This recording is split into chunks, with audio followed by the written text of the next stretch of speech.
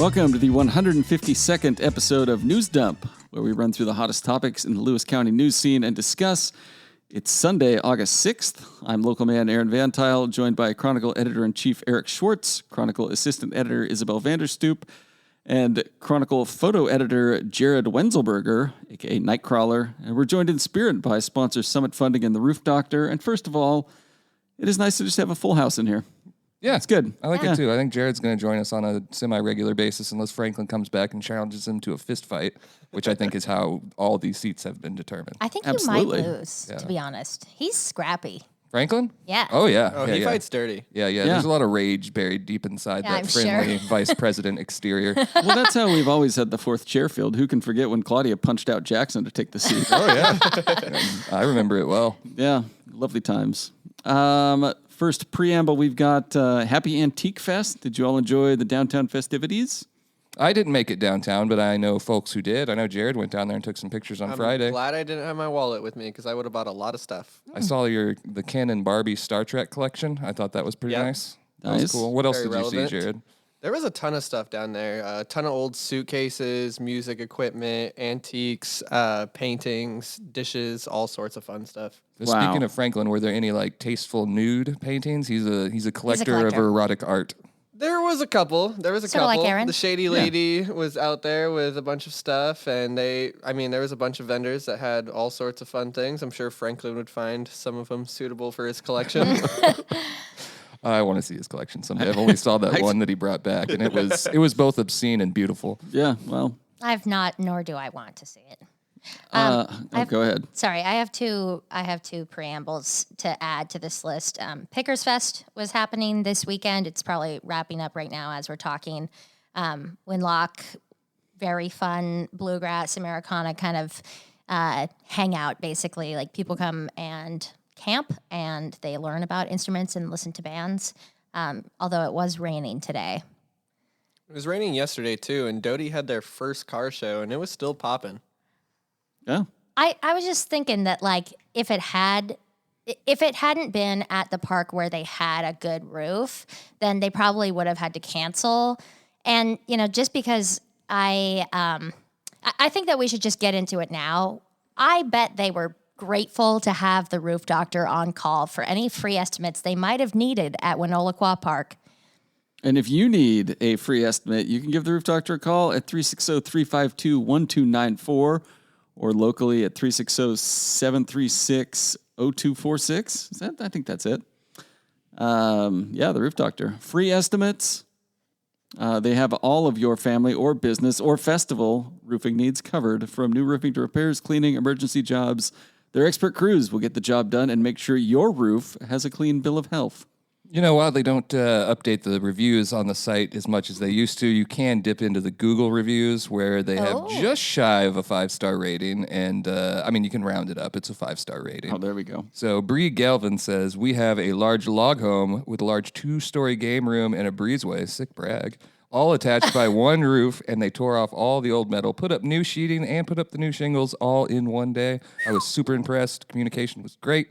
Everything clean when they left, and we love the look of our new roof. It's a hot roof. Sexy roof. Nice. All right. They didn't say that, but there's pictures here, and it's a hot roof. I was listening to the Mariners game on a local radio station today, and I heard an ad from the Roof Doctor where they said that in 1959, Mattel released the first Barbie doll, and the Roof Doctor was founded. That's a great tie-in. Roof that Doctor cool? movie coming when? I'm just glad it wasn't founded in 1945. And then my last before the ambles, I am considering very strongly entering my rooster in open class poultry in the fair this year. They've waived the fees because there was the bird flu last year, so they canceled birds. Most fairs in the state did. And I've never, by the way, the fee would be like $2. It's not like it's that big a deal if you're just showing one, but still it's nice, like probably more accessible for some people who wouldn't do it. So I'm considering that, and I've never done it before. So if anybody has any advice on showing roosters in open class, not like as intensive probably as FFA or 4-H, but still be interested to hear it. There's a good joke there about that would tie in with our Sirens Banger of the Week, but I'm just going to leave it on the table. That's probably there. I think the Best listeners of would Lewis get themselves. County nominations are ongoing as well. If you have any of those, visit cronline.com to get them in. Yeah, they're there, and you can nominate through August 10th, and then voting will start 2 weeks after that. We got to make sure we got all our numbers right on this side, get all Absolutely. the finalists squared away. On August 24th, we'll have voting, and that'll last through September 7th. So you can even, there's a roofing category. Oh. I was looking through last year's results, and let's just say the roof doctor could use a little help here. All right. Fine finish, but we want the title. All right. News items. First up, 5 Little Miss Friendly finalists announced ahead of the Southwest Washington Fair, fighting for the title this year. They'll actually just be competing, not literally fighting each other. Like we do for the seat here on the podcast. Yeah. Yes, that should be nice, though. The finalists, Aria Hoffman of Grand Mound, Clara Hansen of Napavine, Emma Elder of Chehalis, Kimber Searle of Chehalis, and Riot Anderson of Chehalis. 2022 Little Miss Friendly Emma Britton will pass on the Cape on the first day of the fair, which is Tuesday, August 15th. The ceremony is on the saloon stage at 6 p.m., and based on name alone, who you got? I already said that Riot Anderson is on name alone. That's my Little Miss Friendly. That's a solid name. But they're all Great name. great. They're all Yeah. great. Yeah, they're all, I'm sure, very friendly. I loved that comment that was like, they're all winners. Yeah, yeah. There was a couple of those people. This is a fun mix too of schools. I didn't like base the ofs on their actual addresses, just based on the schools they go to. So Aria Hoffman, I'm not sure which one, goes to Grand Mound Elementary, and then we have a Napavine Elementary, 2 at Orange Smith in Chehalis, and then 1 who's homeschooled. And I really like having that kind of spread of, like, this is both someone who goes to school in South Thurston and then some people who are kind of spread across Lewis County. So that's like a fun, I really like seeing that, getting so many different people involved. Chehalis native like seeing 3 Chehalis kids in the No, top 5. only 2 of surprise, them go to surprise. Chehalis School District. Joking. I'm just joking. Next, Hold on. I also wanted to note that this was treated as breaking news by Isabel, who was heading into Always. a boundary review committee Yeah. meeting, and got this fired out like 2 minutes before the meeting started. And that's how you can expect your results come Little Miss Friendly night. That's going to be Emily this year, and we're gonna have it out within minutes, probably seconds on Facebook. You know, I'm gonna have 5 phones with each possible outcome. is there any way to drop like a Wojbomb style update, like in the middle of the ceremony when you find out who it is, like get inside intel? Oh yeah, like sources inside the Little Miss Friendly. I Yeah, think we like- might be contest. able to hook that up, but I don't think it would be fair to Little Miss Friendly herself.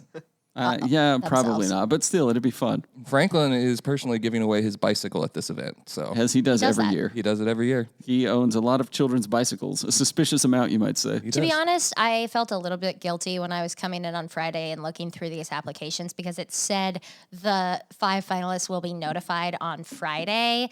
And I definitely released the information on Thursday night. But also the fair office sent it to my email personally and said, like, was going to get this to you, Isabel. So I was like, well, they want me to. I mean, you don't send that to me unless you want was me to anybody publish upset it. about it? No. Okay. Well, they used to, like, up until just the last couple of years, we would literally get an envelope Yeah, sealed I that know. said don't open until a certain If date. they had asked me to like embargo it, I totally would. I mean, obviously, like I don't want to like upset the system, but It's pretty important we get that news out We there. always treat it's it like I as said. breaking news. It's like I said. If you send it to me, I'm gonna release it unless you say otherwise. So, last note on fair stuff: the fair tab will be in the Chronicle on Thursday, August 10th. And if you would like your guide to the Southwest Washington Fair, including entertainment, the schedule, map, etc., pick one up. Okay. Next item, fate of Winlock's expansion lies with board, decision ongoing. The Independent Boundary Review Board is doing a hearing. Did I get that name right? Is that what they're called? They're not called the Independent Boundary Review Board. They're called the Washington State Boundary Review Board of Lewis County. Oh, well. Yeah, that's get it right, confusing. numbskull.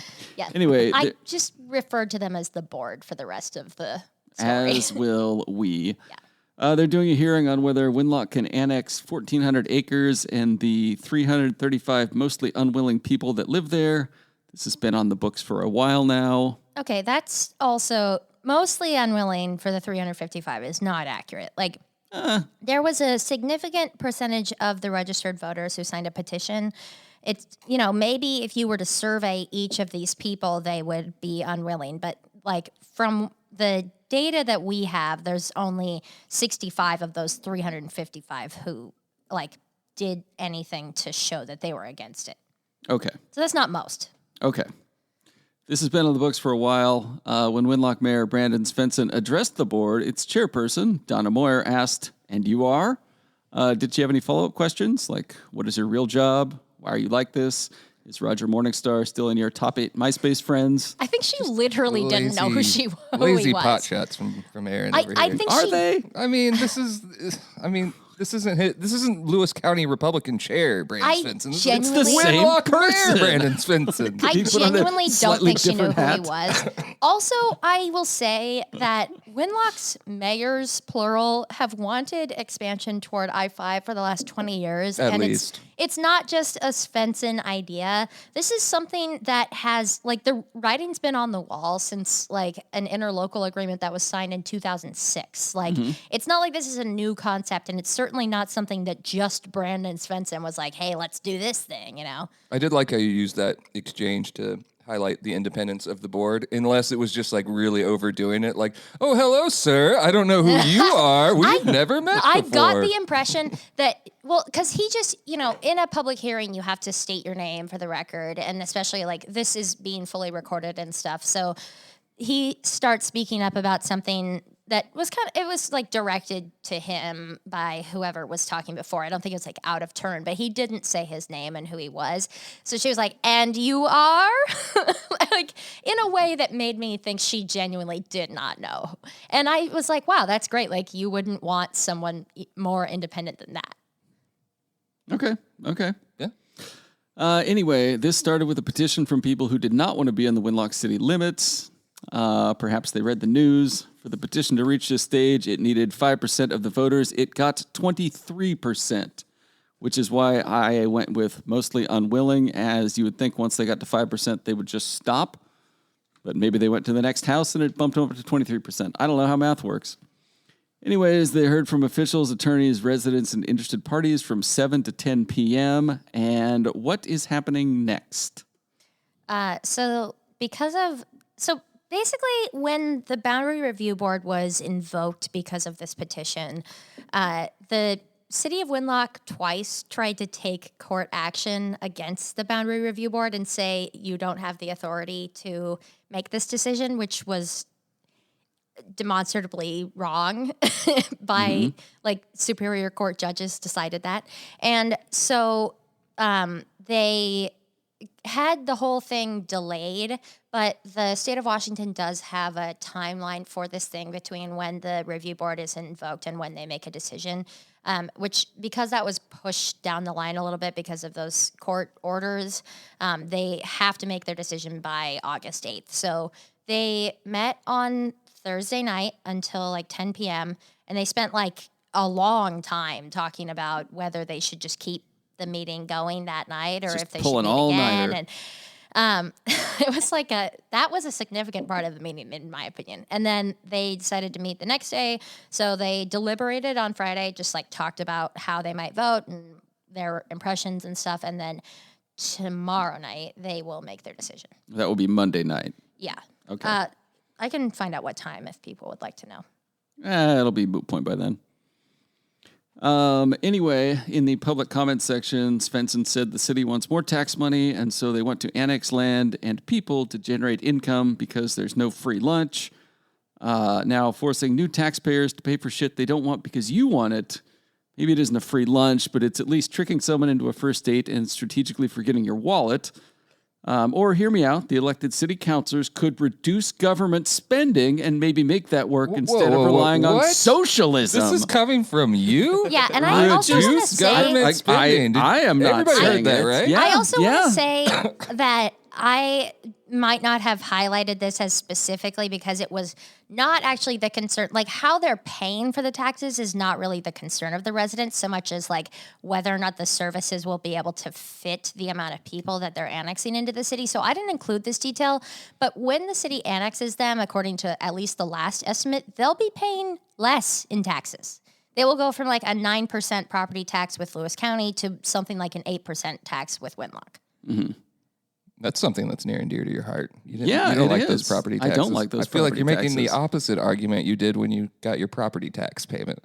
Based on yeah, I your am. dislike for this is the a mayor of different Winlock. situation. I think that people not wanting to be annexed is a tale as old as municipal time. Like I agree. It just happens. And these ones managed to take it all the way to a board.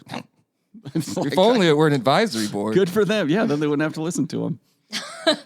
By the way, that meeting will be at 3 p.m. and you can Zoom into it. Okay, great. I am certain I will not.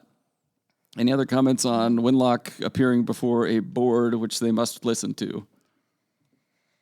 No. Nope. All right. Next news item. Bartell's Clothing and Shoes to close after 101 years in Chehalis. Brady Calder, the co-owner of Bartell's with, I believe, his dad, Boyd Calder. Is that correct? Yeah. Said the decision was not made lightly and that the owners knew it would bring sadness to the Chehalis community. They're closing at the end of September. The store was originally established in 1922 by Howard Bartell. They had only menswear for its first 44 years. Throughout the 101 years it has been open, it changed storefronts and ownership 4 times, but remained locally owned and in downtown. It now has a women's clothing and shoe department, but they still specialize in men's suits and tuxedos. I've gotten tuxedos from there on the very, very few occasions I've needed one. Good store. Yeah, I think there's little we can say about it that like people haven't said in the comments or felt just by hearing this news. It's definitely a sad thing to lose one of these like stalwart Chehalis businesses. And any like Lewis County business that has such a significant footprint and is sort of your go-to for a really specific thing, it's sad. And they talked about the reasons why, and it was basically like, well, the retail scene changed so much with COVID and it's so online and there's so much like consolidation in this market and there's just no denying the inevitable. Like, we're not going to be able to keep doing this. Okay. Go ahead. It's very sad, but I am probably going to be going there tomorrow to see if I can get like a good deal on a tuxedo because I'm getting married in November. So. Oh, congratulations. I had no idea. Congratulations. Who'd you? I think we talked about that on the podcast That's true. already. That's true. Do they have a bright red tuxedo with yellow trim? I think why like everyone's responding with such like universal disappointment and sadness because I've never been to Bartell's, but it just seems like if you're going there, it's like it's like your prom or your wedding or like some touchstone moment in your life. So the feelings would all come back. Or maybe you're just a male who cares about how you look. Maybe I don't. Clearly, look at me. That's one of the things we did a feature story on them for their 100-year anniversary, which was now about a year ago. And that was one of the things they talked about is you're doing this like high, nice, like men's fashion store in Lewis County. A lot of the people who are coming in are saying like, look, I got to get a tux for my wedding or for my daughter's wedding or whatever. And I've never worn one and I'm not very comfortable like in this kind of clothing. And the ability to make someone feel comfortable in that situation and then to also make them feel more so like handsome, like that's a really tough skill. And that store has been that for so many people. And that's like really special, obviously. Yeah, that's a good point. Next item, repairs underway on Little Hannaford's Big Crack. The big trouble on Little Hannaford Road east of Centralia began in the January 2022 flood. In June of 2022, the county commissioners declared it a state of emergency as the only access point for residents beyond the crack. More than a year later, work is now underway to repair the road. Who says the wheels of government turn slow? Well, I know Schwartz does. Yes, says I do. it all the time. I do. And I this think is really to you just specifically, to me about specifically. your personal contributions to it.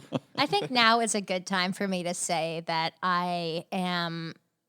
We're planning a transition so that I'm not doing like the county government beat anymore.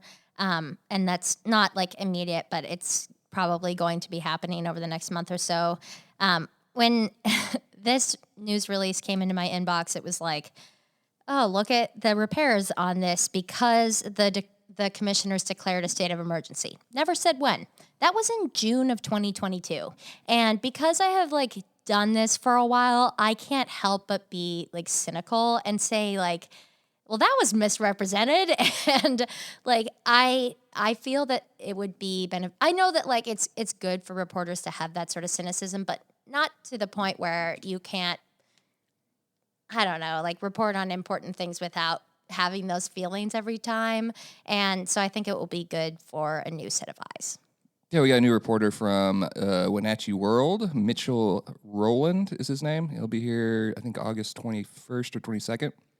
And we'll probably put him on the county beat, free up Isabel to do a little more editing duties as assistant editor. Though she still will be writing. Yeah. I mean, what was the beat you demanded at one time?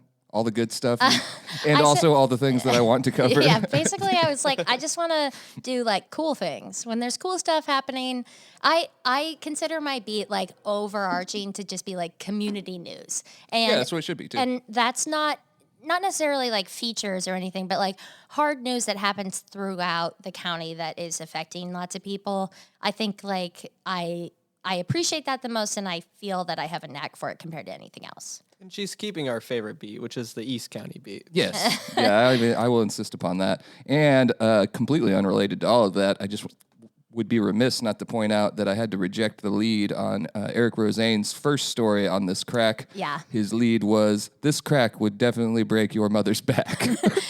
Pretty good. Pretty good. I mean, yeah. I didn't allow it.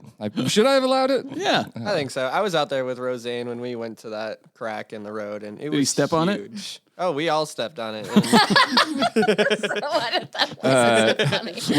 Which then now I have to mention Eric Rosane is at the Tri-City Herald now, and he was reporting on those 4 recalled board members that tried to reject the mask mandate.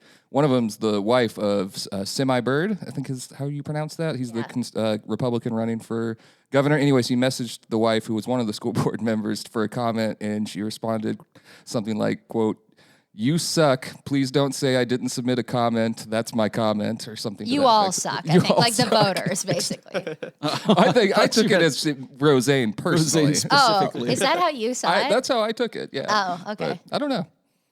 All right. Next news item. Headline, Ain't About Money.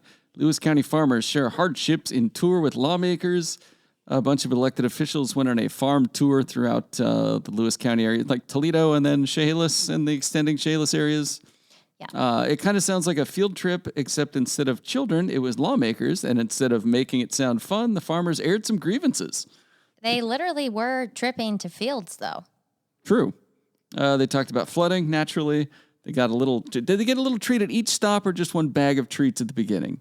I think they got a bag of treats at the beginning. They gave us a bag of treats at the end, which I tried to refuse, by the way. And they were like, "We didn't have everyone fill up this bus, and we need to get rid of these things, including like hazelnuts from Ceres Farm It was and like one thing from each yeah, farm. honey on the from tour. like it was quite the goodie bag. Sounds like farming in a nutshell. Oh, nice. They saw bee farms and dairy farms and some other farms as well. That's all. That's where my notes end. If you guys want to chip in and talk about the farms? It was fun getting to see all the different areas of the farm, all the different types closer of things people are farming between bees. They had the robot cow milker at the Steiger Dairy Farm. Oh, yeah, which that's was really cool. cool to see. So it was really fun. The robots apparently are lemons, according to Linda. They cost more to fix than they do to buy. Yeah. And there's a Something to that effect. recall on She- them, so they're working at getting them replaced, which is a process. Here's something that I should say, because it's probably not gonna like warrant a full story or anything, but she is working with the Dairy Federation and a lawyer to try to get to try to not have to pay taxes on the repairs, because that's like they were considered by the state to be upgrades to the farm, which you would pay taxes on, but it's like you're just fixing your already existing property. And then I wrote in the story incorrectly that that they were being audited because of that tax mistake, but actually it was Lewis County was being audited for the way that all went down. And like I said, they're trying to fight that, but I'll like write a little correction about that. But I think it's like worth a whole story, but it probably isn't going to get one yet. Okay. As I told Isabel, I thought the whole thing had strong it ain't much, but it's honest work vibes, the meme. So true. And then also it made me relive one of my greatest fears in journalism, which is being stuck on a bus with all your sources with no control over when you return home. Or you never get on the bus. Yeah, I don't always get tell on. people Oh, yeah. don't get on the bus. There's benefits to it, but if you're going to be mingling with people anyways, like, I don't know. I just remember a flood tour. I don't remember who arranged it. I think it was United Way maybe. And I had shit to do that day. Yeah. But once I stepped on that bus, it was a 6-hour over. ride. I had everything I needed in the first hour. Did you even get a flood-related treat bag? No.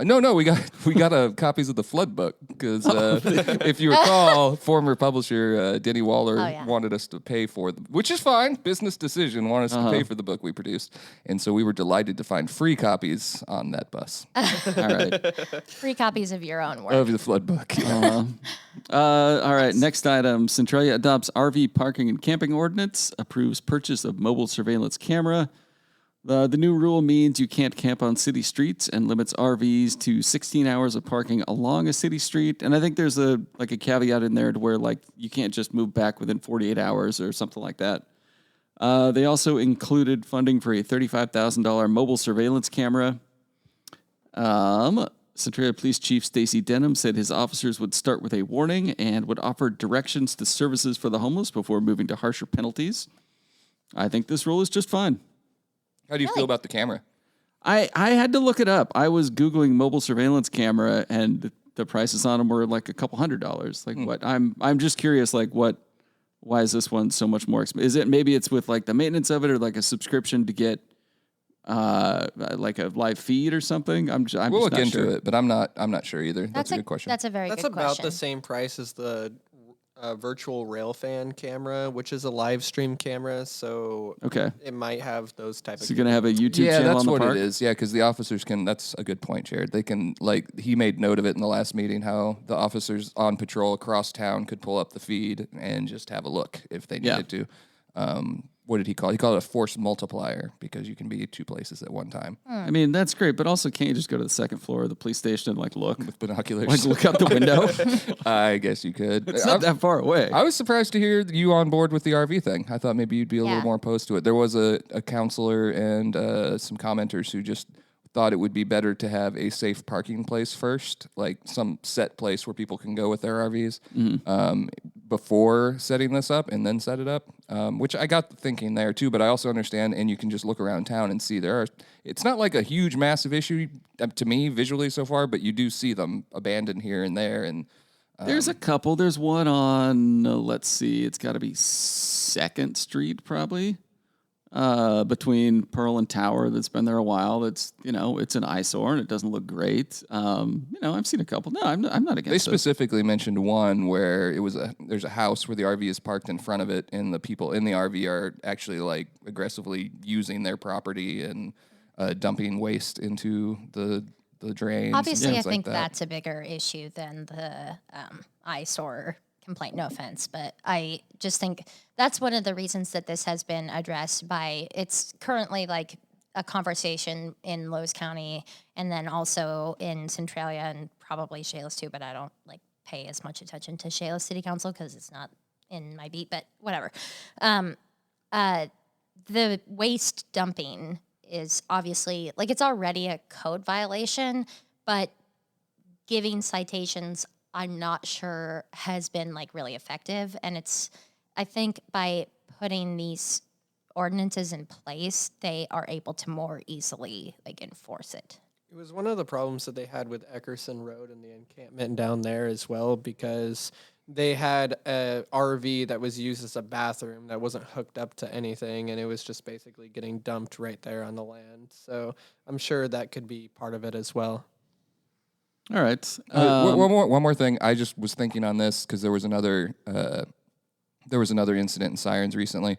But do you think that Stacy Denham's commitment, or I guess he trying out this flock security camera system, will keep criminals out of the community? Because that's going to get out, right? That we have this system here where if you drive your stolen car in, we've had 6 or 7 stories now of him or the police department either busting someone thanks to the cameras, or they crash their car and run across the river like the last one did. I don't really know how the criminal underground works. I don't either, but I would think that it would get out. It certainly Sure. got out that they couldn't pursue anymore. And Yeah. They've got the internet, same as you and me. I know. I mean, police chases now. You call 911 to say, hey, they got no right to be chasing me right now. So I continue to be impressed as a Centralia constituent with efforts to rein in crime under the current law, whether or not you like it. Yeah, I agree.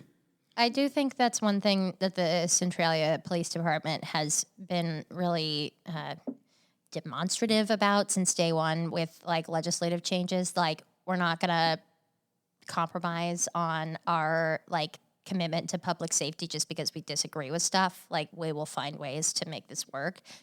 I think that's really honorable. They're also good at the messaging, I think. Like, we get our daily police log, which comes on 365 days a year. We get it. Sometimes it's late, I guess. They still mention, like, if there's someone who committed a crime, they will write, due to state law, we did not pursue. So I think they're still advocating that there needs to be some changes there. I know there already have been, but maybe more. All right. And our last news item is a photo gallery in focus celebrating women at United Way's Power of the Purse. The theme was Women of the World, Not a Man to be Seen. Any of you guys go? I was there. That was during the last podcast. There was men there. Peter Abarno was there handing out purses. Yeah, I think the men, like, serve during the event, Yes. right? Yes. Yeah. Yeah. Kind of like usher roles, Yeah. kind of. Yep. Not the R&B singer, Aaron. Who was the Is this woman? what Barbie has done to our country? This year's winner of the Woman of Distinction, which we have called interchangeably Woman of the Year, which I think is fair. It's the only woman-only award. But it went to Toledo Neighbors Program President Amber Buck, and we've written a lot about that group. And then there was also lovely photos of Doris Beer, who was a Rosie the Riveter during World War II. And I was trying to do in my head, like, man, like, that she's got to be really old, but I found an old story where she was doing it when she was 16. Yeah. Which I think is cool. I mean, She got a standing ovation during the event. It was really cool. They should give her one every year. I think that's awesome. There was a whole group of ladies there dressed as Rosie the Riveters, which was cool. And So she'd still be in her late 80s. yeah, I think that's right. I'm not 100% sure, but Yeah. Yeah, she'd be pretty up there. Yeah. My grandma was, during the war, she worked at a shipyard in Bremerton running like a crane. Yeah. So yeah, like that was a thing. My grandmother was in the Women's Royal Navy in Britain. Oh. the true heroes of World War II. She Don't was get me started. Oh She God, was did a you watch rat. Dunkirk Grandma was again? in WAC, the Women's Air Corps. That's Oh, cool. it's the Darkest Hour and Dunkirk back to back, and then I Air watched the Corps at that supercut. time. So WAAC. Watch Oppenheimer, you coward. The British are the We're just heroes of having World two War II. separate conversations. Not great for the listener. It's okay. We're having a good time, though. Yeah. With that, we are going to take a break, and we'll be right back. Hi, this is Jasek from Summit Funding. Here's what a recent client is saying about us. Hi, this is Chad Taylor. Have you been thinking about purchasing or refinancing your current home? The team at Summit Funding is the best in class. Looking for a conventional FHA, VA, USDA, jumbo, or even a reverse mortgage? Trust the team at Summit Funding. Coralie and I did, and we couldn't be happier. Thank you to all of our past clients. If you have any questions, give us a call at 360-330-4037. All right, we're back from break. It's time for our segments, starting with Tales from the Takes page, where we review the top pieces from the opinion section. And the one column we've got on here is from Lewis County Commissioner Sean Swope. And it's titled, "If that media boogeyman wants to sexualize your children, he'll have to sexualize me first." Okay, we made an agreement, though, that when you do fake headlines, you got to read the real one. I didn't write it down. Just click on the link, I'm not going to do that. I'm not going to give it the traffic. Eric. Give it the trap. What is your problem?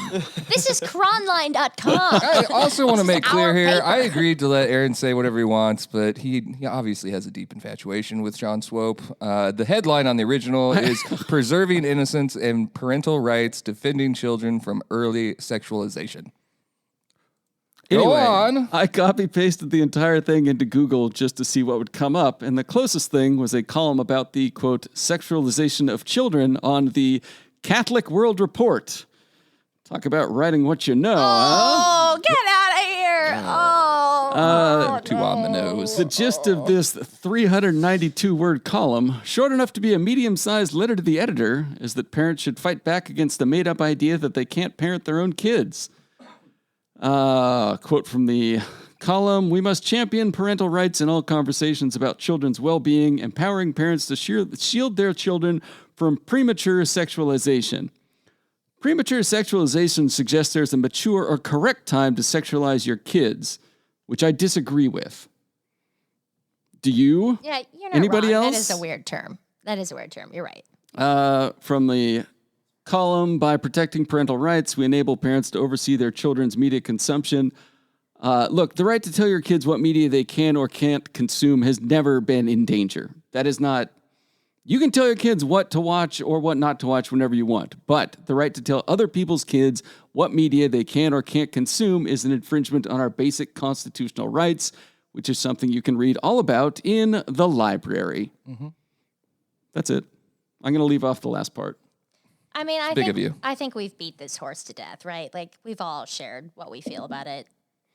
I honestly don't know what it's about. I don't know. I think Sean Swope is very earnest and means everything here, and I think he feels strongly about it. If you were going to pluck an item from the headlines and maybe put it into this column, I think maybe it's the recently passed law that a youth or a juvenile can go to a shelter seeking gender-affirming care or some other care, and that you don't have to tell their parents. That's been the big one in the news. He doesn't hit on that directly, which I was a little surprised by. I thought that's where he was heading with it.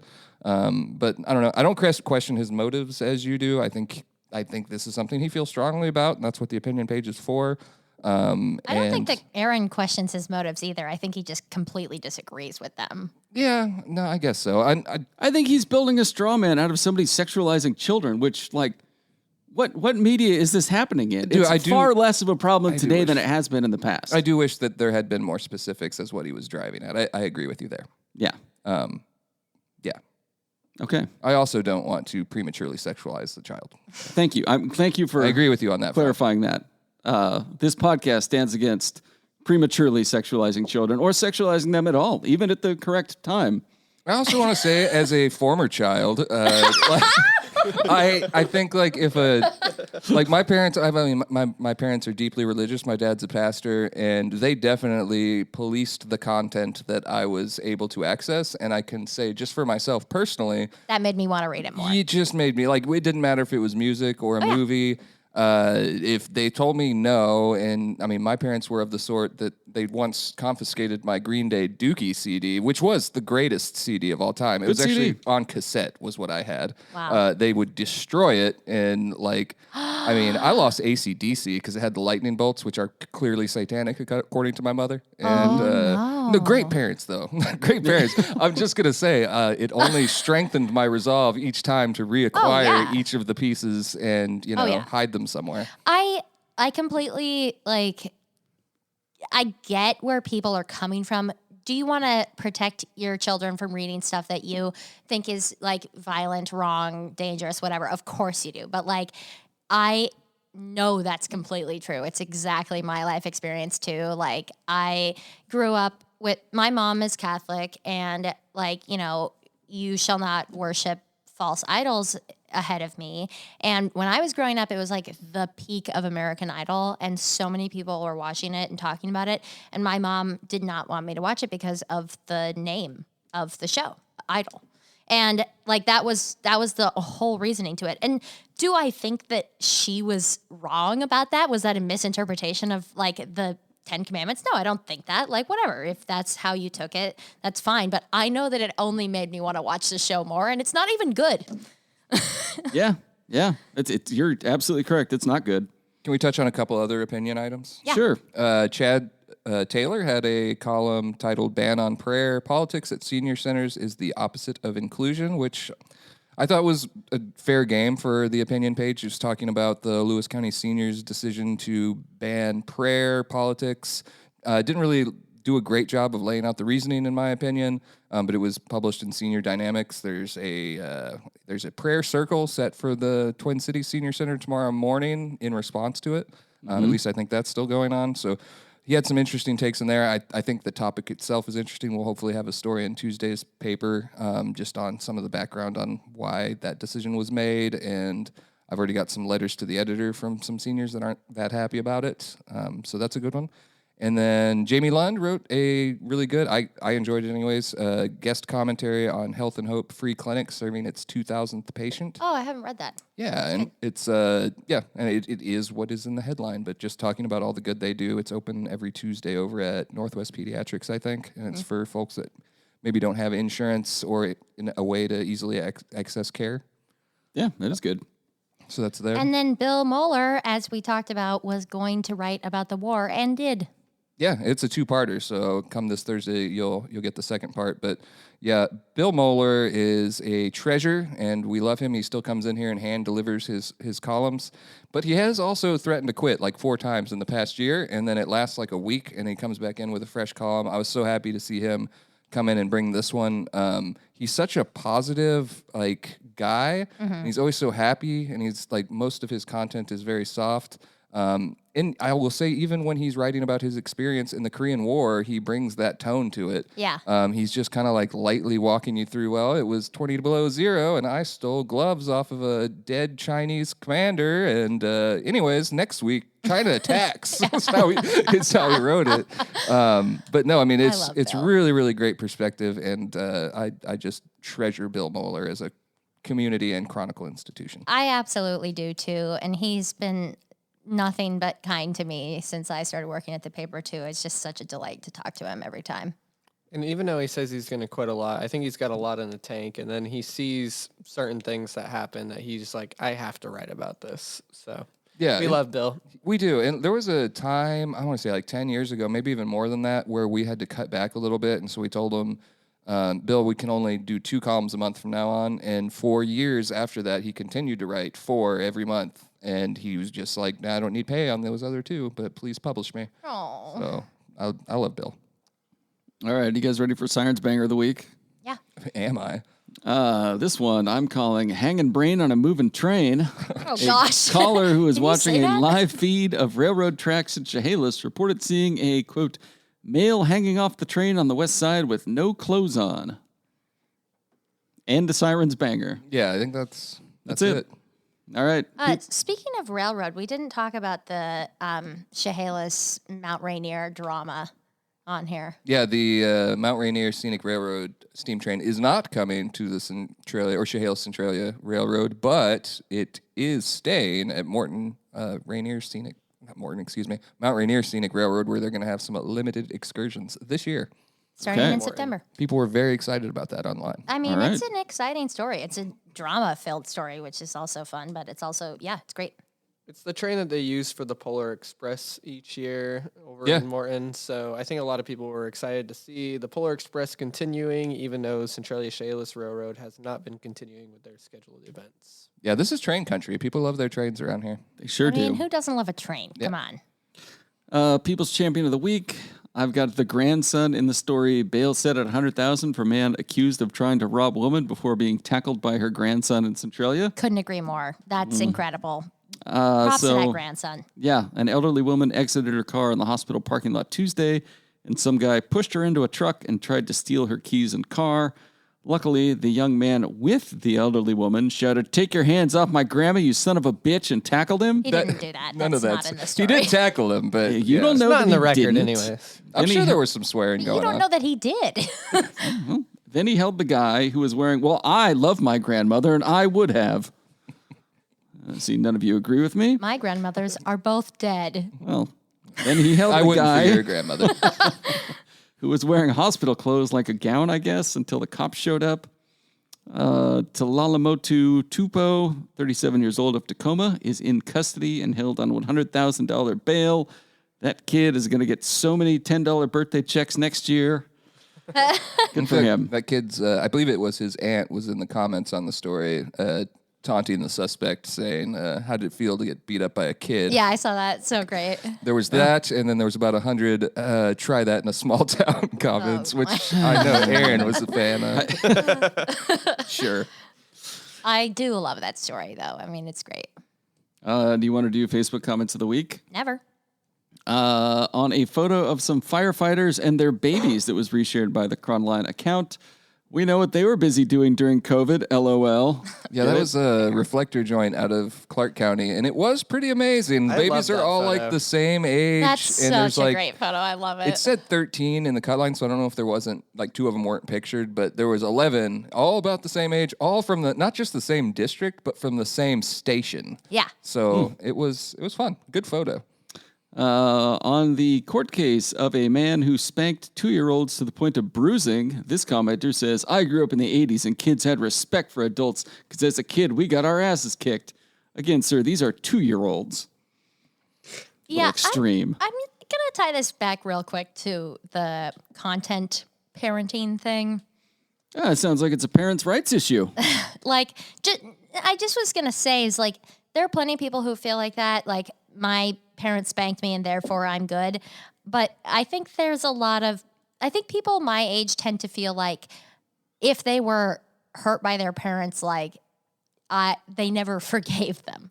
You know what I mean? Like, it's like now it's just such a different thing. I don't think it's seen as like discipline. I think it's seen as like betrayal.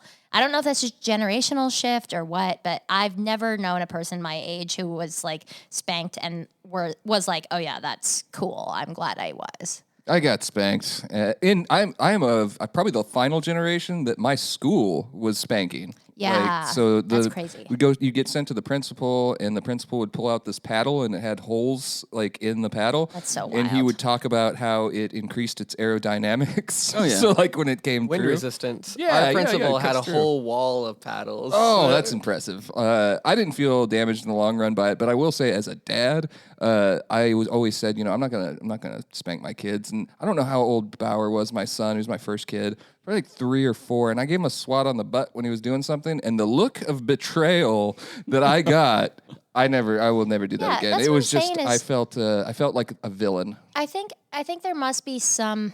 I mean, I'm not trying to just like paint a broad brush here, but just in my experience, like when you're, I think there's something in parenting now where when someone says stop, you stop, and like that's sort of reiterated from a young age, and you don't hurt people on the playground, and you don't like push people and whatever. So then you go home and you've done something wrong and your parents hurt you for it.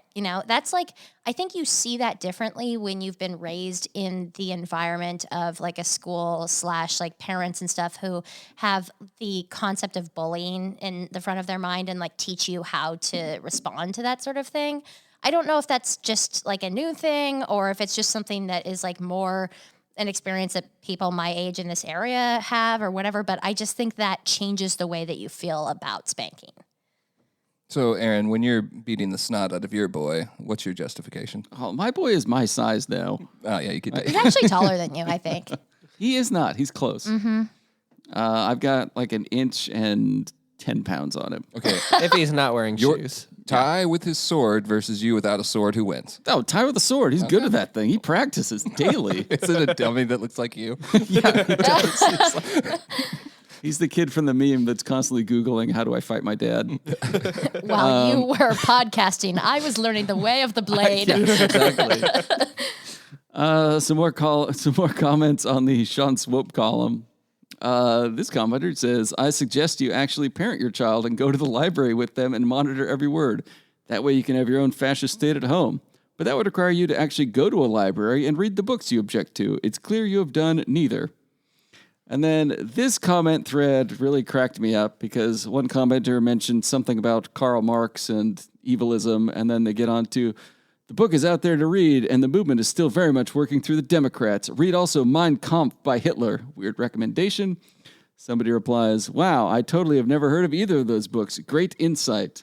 And the original commenter says, our teachers talked about them when I was in high school. Schools don't talk about things like that much today because they're all involved.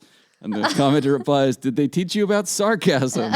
And she says, yes, they did. I may be sarcastic, but maybe because I'm angry about it and what they're not teaching our kids. And the commenter says, oh, the teachers are all involved. I'm a public school teacher. You are incredibly insulting. I missed the day when us teachers were all told to indoctrinate our students with the communist agenda. And I'm going to also note that there were several positive responses that you've chosen to leave off of these notes. And I understand I could have added, but then that would require me to read the notes. Remember the one You from would also Little have to Miss read- Friendly? No. They are all winners. Yeah, Right. that was positive. Oh, Yeah. that's true. I would have put that in there. And then the last one was on the Dolly Parton library deal and the photo from 2022 of our local officials standing with a cardboard cutout of Dolly Parton. Somebody says, "Why does it look like she was photoshopped into this pic?" LOL. It's a It's a card. Do you think Dolly Parton was just here and we're just now announcing it? Well, props to whatever sign shop did the cardboard cutout because it does look quite realistic. It does Yeah, look just great. at a glance.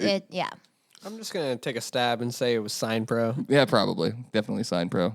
For all I your- mean, there's your needs. glare on it. You can tell. Like, that's part of the deal. Also, I'm watching every newspaper in the state feast off the popularity of Dolly Parton by sharing this story over and over again. I think last count, I saw the Olympian and TNT had shared it like 3 or 4 times.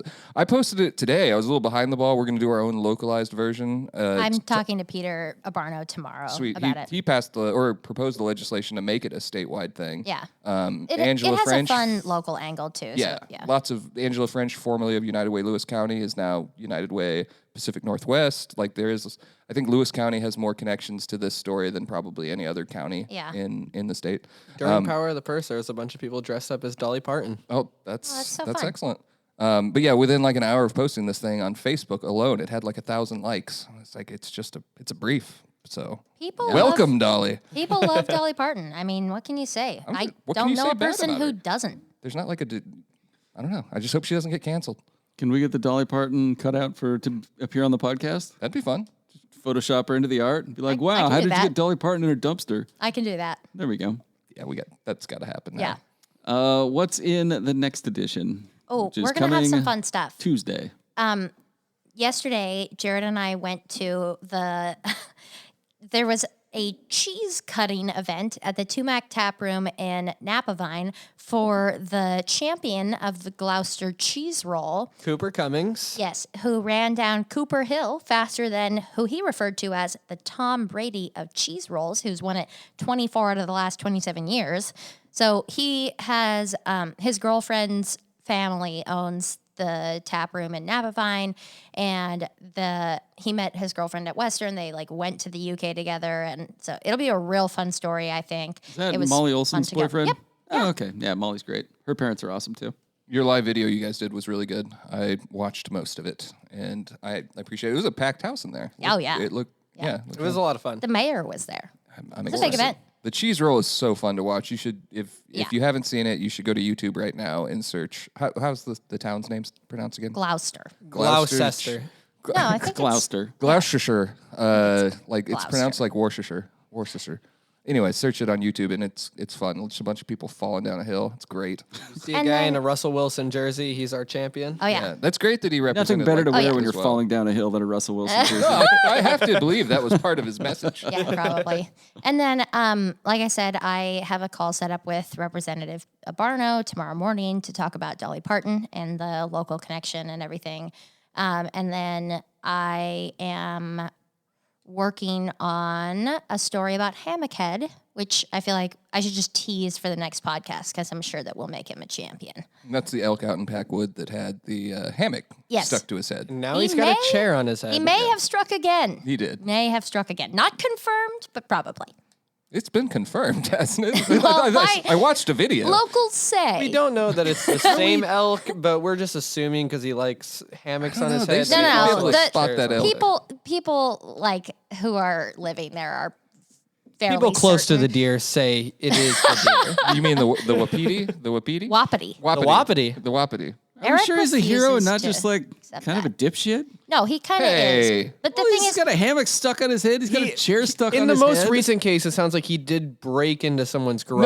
No, it was to- open. It was open. it was open. Well, if it's open, then it's fair game. It sounds like so many people went up to that elk that it now is just Yeah, like it's too used to people. People are safe. So Don't let Fish and Game hear you say that. oh yeah, they'll go out and put a cap in his head. Right you know away. they will. done it before Probably on torture deers that him we've first. written stories about. Yeah, they'll probably hang him on the rack. Throw him in the Poke back him of with that Lincoln needles. Town car. think he's going to be a maid elk, and then, oh no. No. In closing, we're sponsored Hold by on. Blueberry yeah. Festival was also this week. Mossark. And- We haven't mentioned it once. Owen was there. He took photos of the parade, it sounds like. So Yeah. He was also at the Gambler 500, which sounded like a lot of fun. He was there yesterday. It was a busy weekend. It should be a real solid Tuesday paper. All You know right. it will be. In closing, we're sponsored by Summit Funding and the Roof Doctor. Leave a rating and leave a review and rating on Apple Podcast if you want, and we will read them eventually. We want you to.